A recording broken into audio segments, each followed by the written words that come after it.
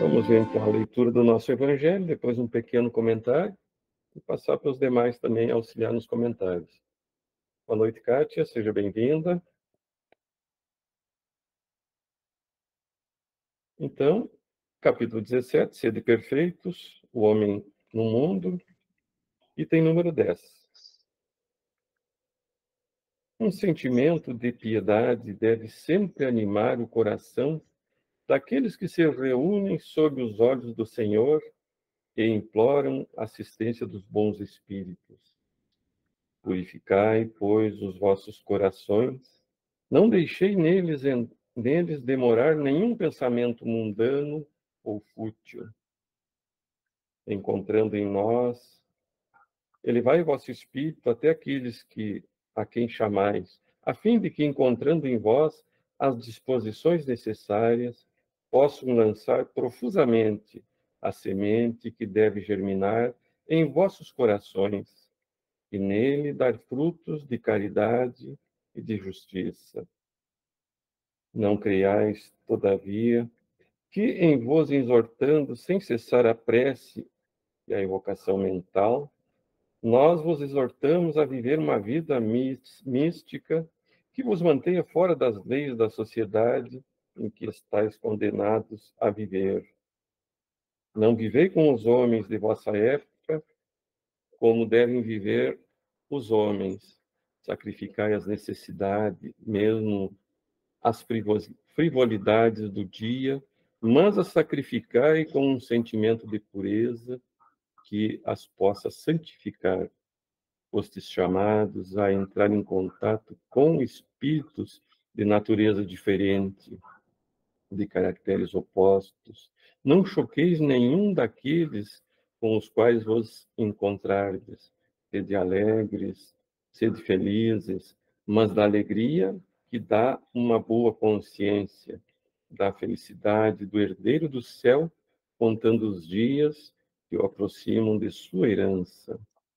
A virtude não consiste em tomar um aspecto severo e lúgubre, em repelir os prazeres que as vossas condições humanas permitem.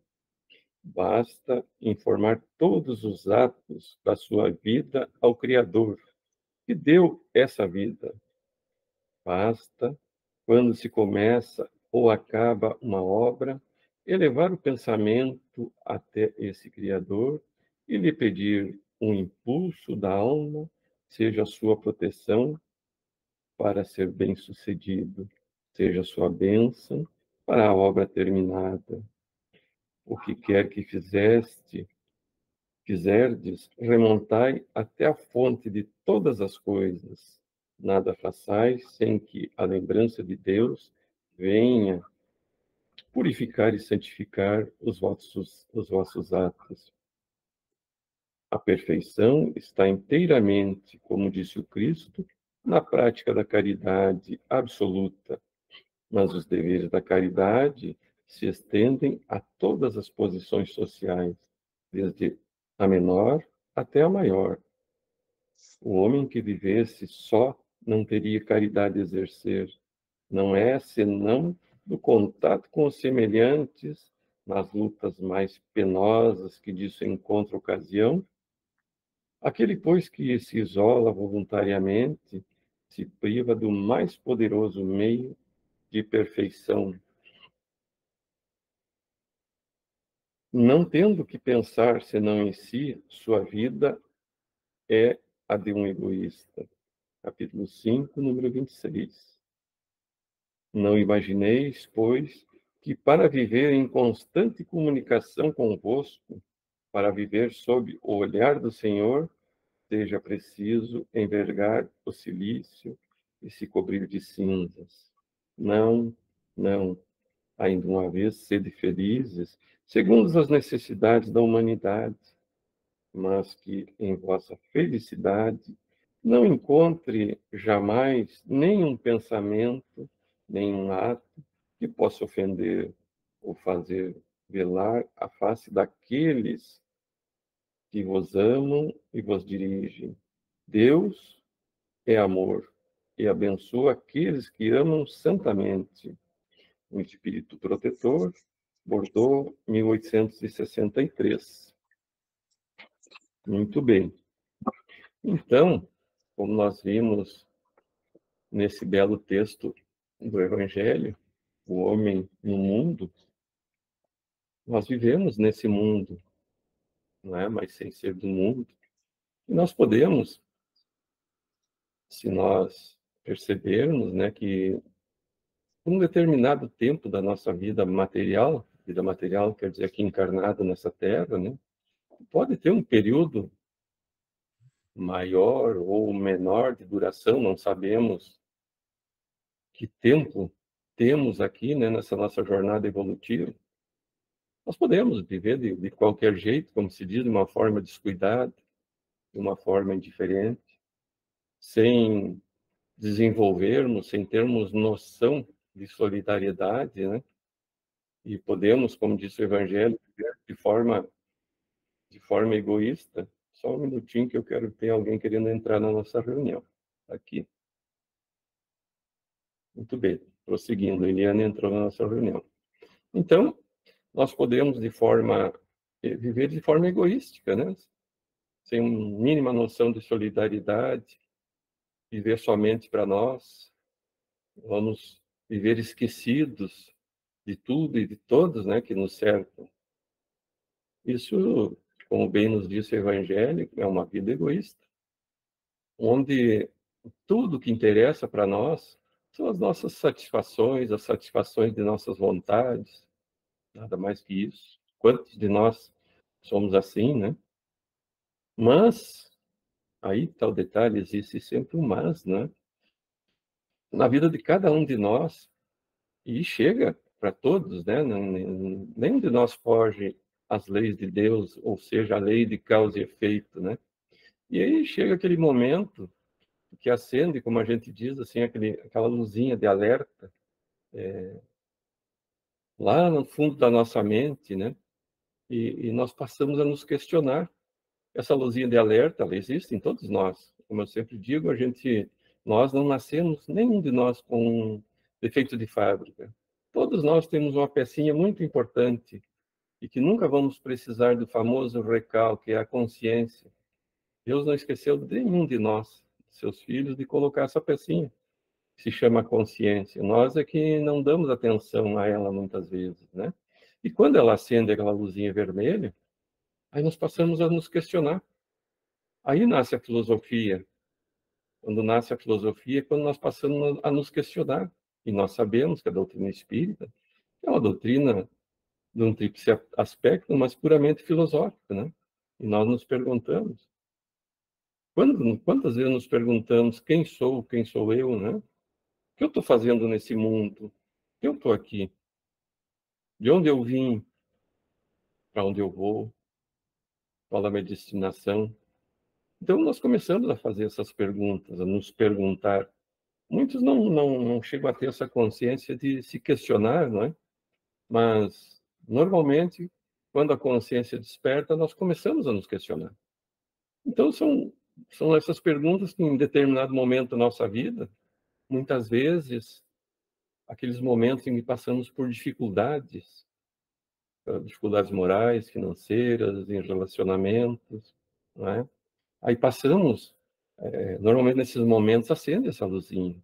Esse momento, principalmente aquele momento da doença, né?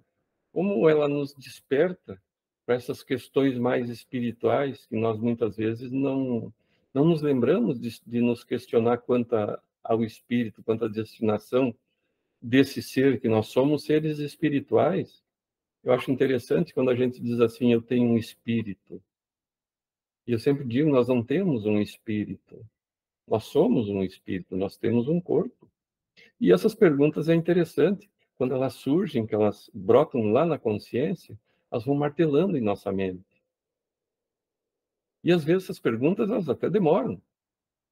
Chegam lá no encerrar da nossa jornada evolutiva aqui na Terra, momentos finais da nossa vida, quando uma doença grave às vezes nos atinge. E essas doenças ou outras questões mais graves que nos atinjam lá no final já são exatamente para isso, para nos despertar, né, para essas questões.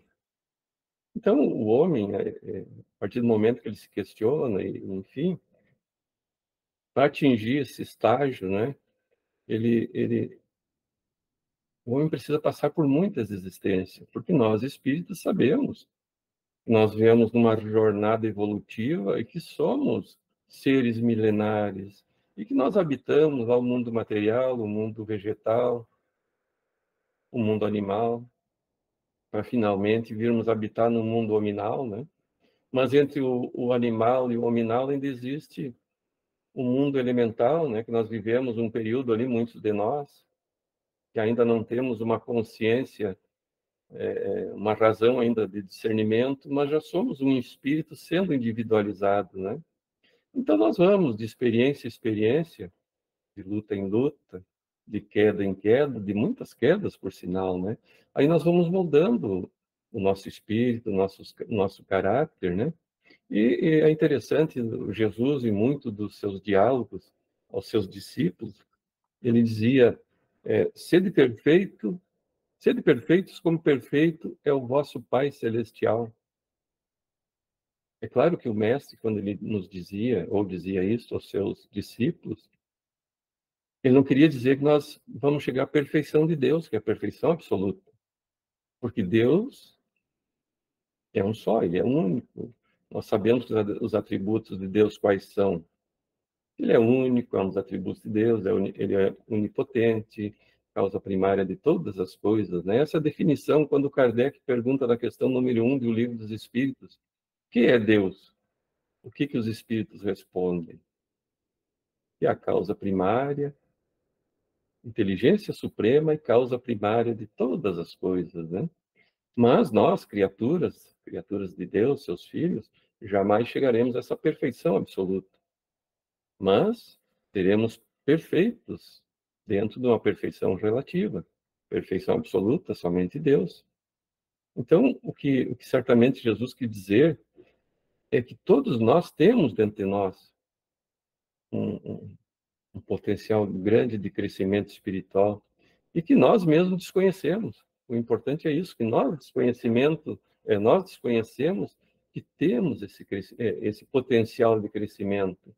Porque Deus, como nos criou, é bem como diz Emmanuel, das mãos perfeitas de Deus não poderia sair algo imperfeito. Então, quando ele nos criou, ele nos tornou perfectíveis. Colocou em forma de germe em nosso íntimo, no nosso ser, todas as perfeições que poderíamos com o tempo desenvolver, né? Então, como disse Jesus, nós também seremos perfeitos, é claro que dentro desse nosso entendimento. E Jesus não só falou sobre essa perfeição, pregou sobre ela, como exemplificou, que é o mais importante. Como se ensina, de que maneira se ensina, como se ensina melhor? Através do exemplo. Então, não adianta eu dizer, não faça isso, e a pessoa vai me ver fazendo, né?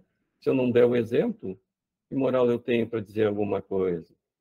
Mas cabe um questionamento, que nós devemos nos questionar e nos questionamos com certeza. Como chegar a esse estágio de perfeição relativa diante da perfeição absoluta de Deus? É uma questão interessante. Como nós devemos proceder para desenvolver essa perfeição que se encontra lá em nosso íntimo, em forma de germe, né? Através do quê? Das nossas lutas diárias. Nós vamos nos impulsionando, vamos sendo impulsionados, melhor dizendo, para enfrentar as coisas do mundo, as desavenças, as incompreensões, as atitudes alheias que muitas vezes nos chocam, como as coisas têm nos chocado ultimamente, né? As próprias pessoas nos chocam, com grau de parentesco ou não, dentro da nossa família ou não, que gozam da nossa intimidade ou não, que vivem conosco no nosso dia a dia, e que muitas vezes essas pessoas, filhos, principalmente às vezes a gente tem certas desavenças com os nossos filhos, né, com aqueles que conosco vivem, irmãos, enfim, e que tantas vezes a gente observa que eles tentam nos agredir, nos contrariar, no nosso modo de ser, de pensar, não é? Quantas vezes a gente vê muito assim o esposo, a esposa um dos dois é espírita, ou era evangélica, católica, enfim, e o outro não aceita, né? E até age com desdém em relação às religiões, né?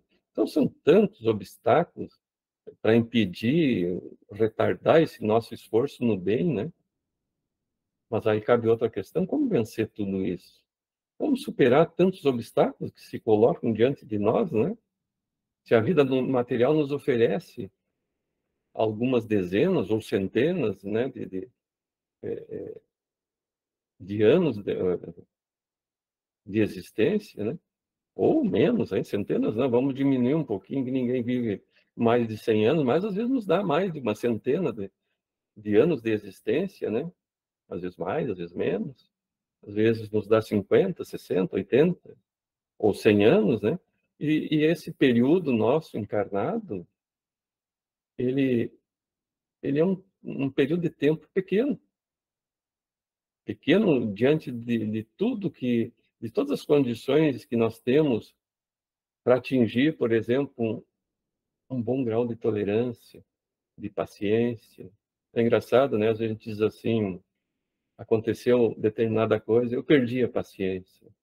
Aí os espíritos nos dizem: não se perde o que não tem. Eu sou naturalmente impaciente, mas eu consigo me conter, me controlar. Então eu não tenho a paciência ainda, porque se eu tenho a paciência, eu não a perco, não é? Então é interessante quando a gente diz: eu perdi a paciência, né? Ter a capacidade de perdoar, o perdão como é difícil de ser exercitado, né? Para amar os que nos odeiam, mas não aquele amor que se dedica, o mestre já nos disse, né? Não podemos dedicar um inimigo aquele amor que nós dedicamos a um amigo. Nós podemos não amá-los, não desejando a eles o mal, não é?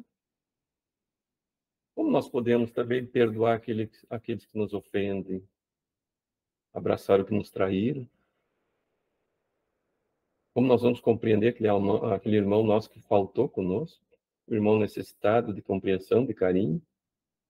Então, foi assim para responder a todas essas questões, esclarecer todas essas nossas dúvidas, que Kardec, então, sob a orientação da equipe do Espírito de Verdade, que era composta de vários espíritos superiores, né, codificou essa maravilhosa doutrina, que veio nos indicar um caminho seguro para prosseguirmos, né, para sermos homens do mundo sem ser do mundo, né, sermos homens de bem. Já vimos o, o item, o homem de bem, né?